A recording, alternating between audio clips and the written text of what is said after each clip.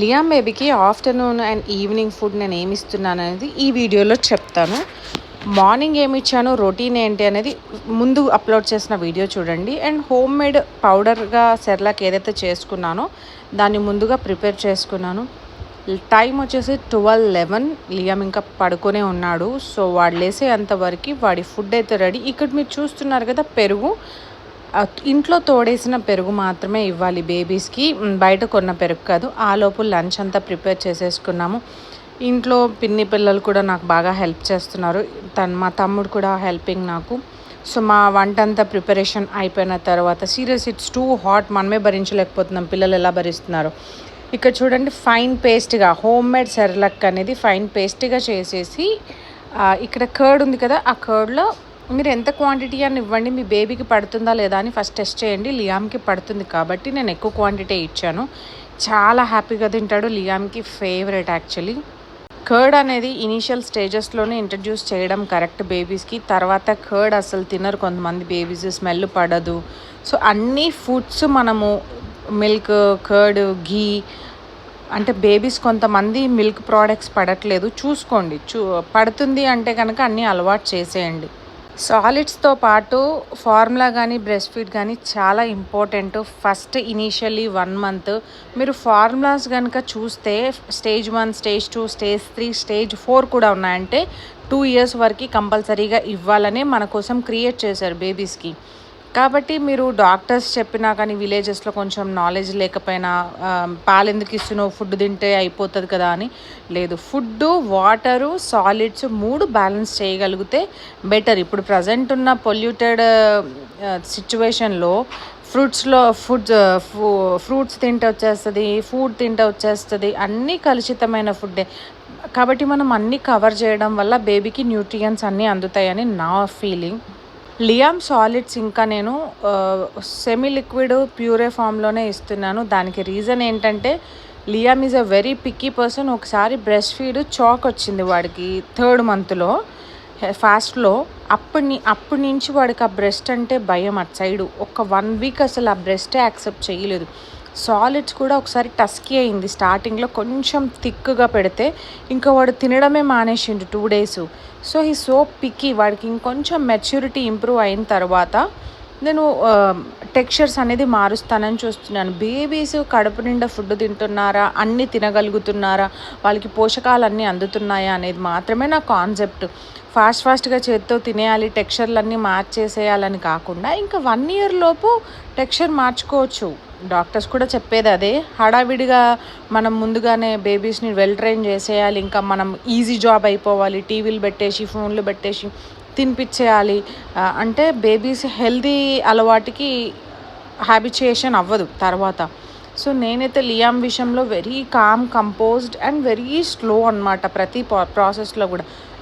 Solids తినేటప్పుడు నేను చేసిన 2 సార్లు మిస్టేక్ ఏంటంటే, వాడు అస్సలు వద్దమ్మా తినను అన్నా కూడా ఫోర్స్ ఫీడింగ్ చేయడం వల్ల, సరే కడుపు ఎంటీ స్టమక్తో ఉన్నాడు కదా, ఎందుకు తినట్లేదు, నచ్చలేదేమో అని చెప్పేసి ఫోర్స్ ఫీడ్ చేయడం వల్ల ఫుల్ వామిట్ చేసేసాడు. అప్పటి నుంచి వాడి బాడీ లాంగ్వేజ్ నాకు అర్థమైపోయింది, ఇంకెప్పుడు మిస్టేక్ చేయలేదు.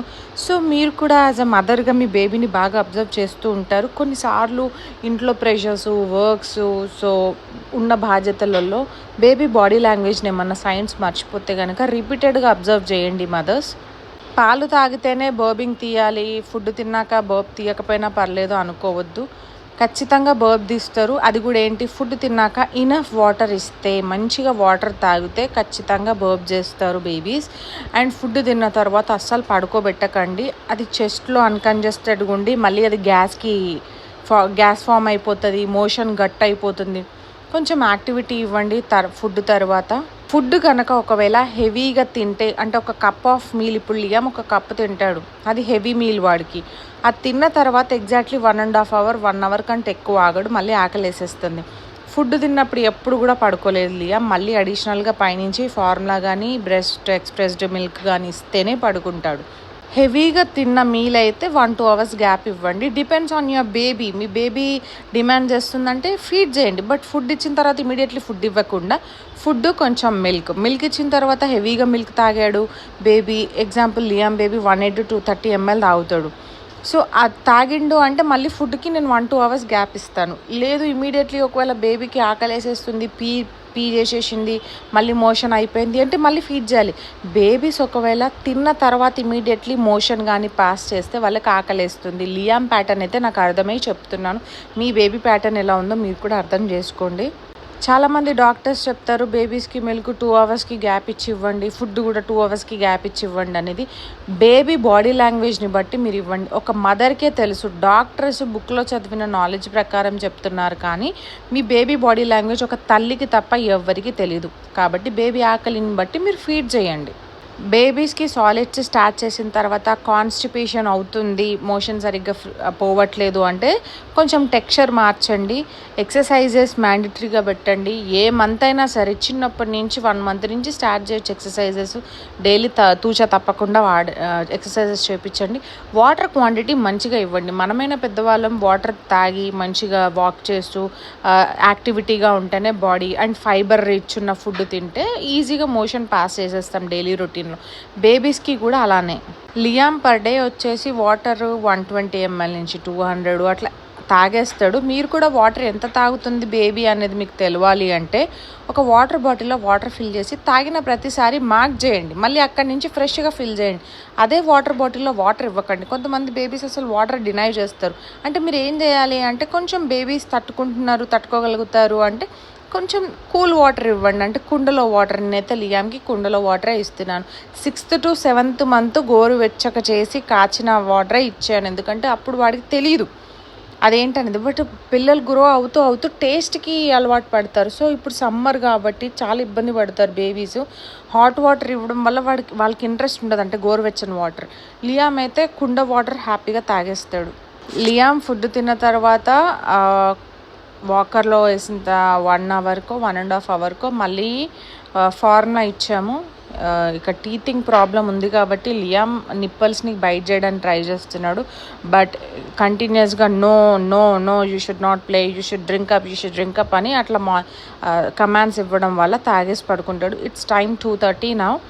ఇది అదే బాటిల్. సో వాడు ఏంటంటే కొంచెం టీతింగ్ ప్రాబ్లం వల్ల చాలా పెద్దగా వచ్చేసింది పన్ను పైన, ఇబ్బంది పడుతున్నాడు. సో వాడిని ప్యాంపర్ చేయడానికి స్కిన్ టు స్కిన్ కాంటాక్ట్, కొంచెం ప్లేసెస్ చేంజ్ చేయడము, ఎత్తుకోవడము, ఇలా చేయడం వల్ల బేబీస్ పాలు తాగేస్తారు. ఒకసారి బేబీ పాలు తాగట్లేదు, డినై చేసేస్తుంది అంటే మనం గివప్ చేయొద్దు. కొంచెం పొజిషన్స్ మారిస్తే